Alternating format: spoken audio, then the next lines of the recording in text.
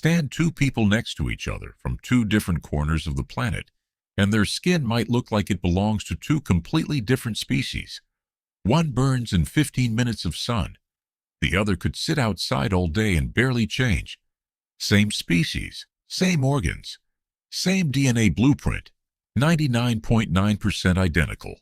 And yet the outer layer of your body can look wildly different depending entirely on which patch of Earth your ancestors happened to stand on for the last few 100,000 years.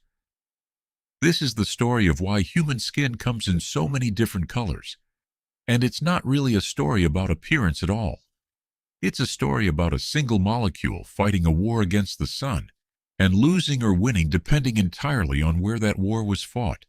Let's start with the molecule itself, because almost nobody actually knows what it's doing.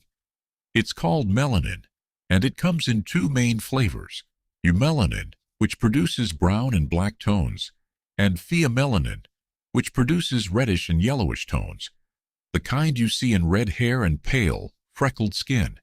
Every human being produces both. What differs from person to person and population to population is the ratio and the amount. More eumelanin, darker skin. More pheomelanin relative to eumelanin, lighter, often reddish skin. You are not a different species from someone with a different skin tone. You're running the exact same biological software with a different mix of two pigments. Now here's the part that matters. Melanin isn't decoration, it's a shield.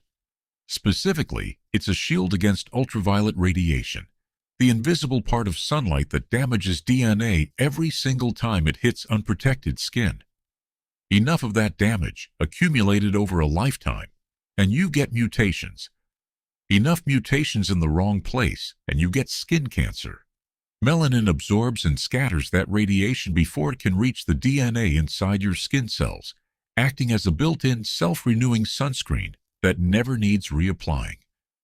So picture where our species actually started. Homo sapiens evolved in equatorial Africa, directly under some of the most intense, relentless sunlight anywhere on the planet, year-round. No exceptions. In that environment, more melanin wasn't a preference. It was survival math. Every bit of extra UV protection meant less cancer risk and healthier reproductive outcomes across a lifetime.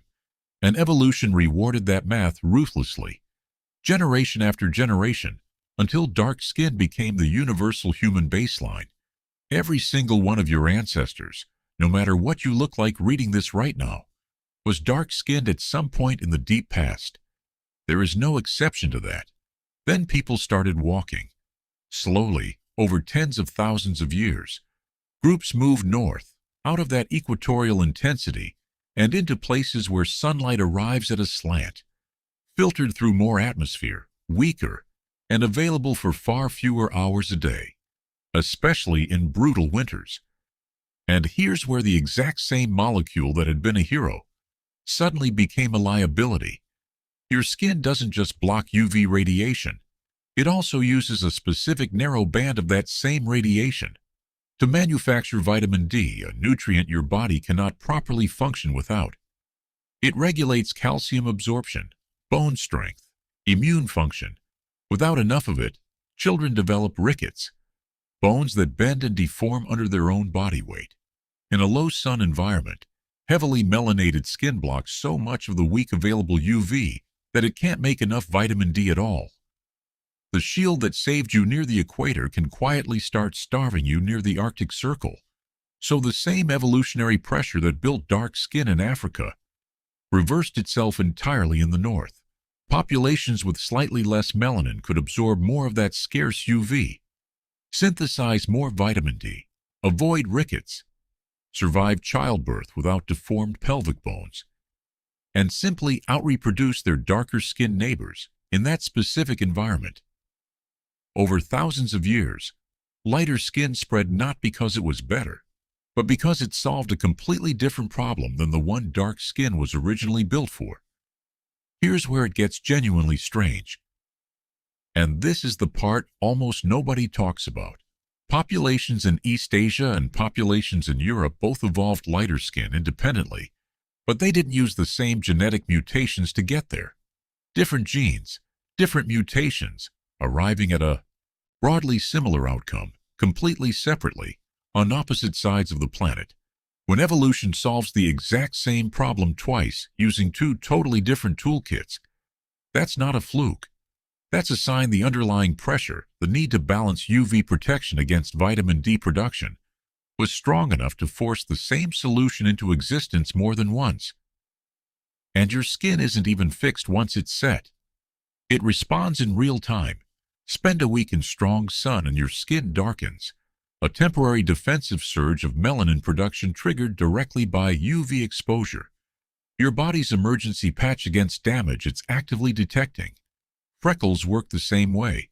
Small, localized clusters of extra melanin production, often more visible in lighter-skinned people, whose baseline pigment is lower to begin with.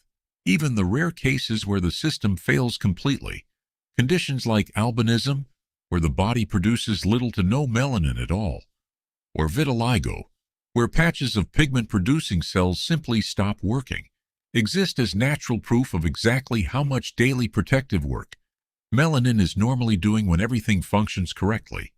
So the next time you notice your skin tone, or catch yourself comparing it to someone else's, understand what you're actually looking at. Not a random cosmetic accident, and not evidence of anything except geography. A living, walking record of exactly how much sunlight your specific ancestors needed to block, and exactly how much they needed to let through, in whatever corner of this planet they happen to call home. Every shade of human skin is the same molecule, fighting the same ancient war against the same star, and simply reaching a different peace treaty, depending on the latitude.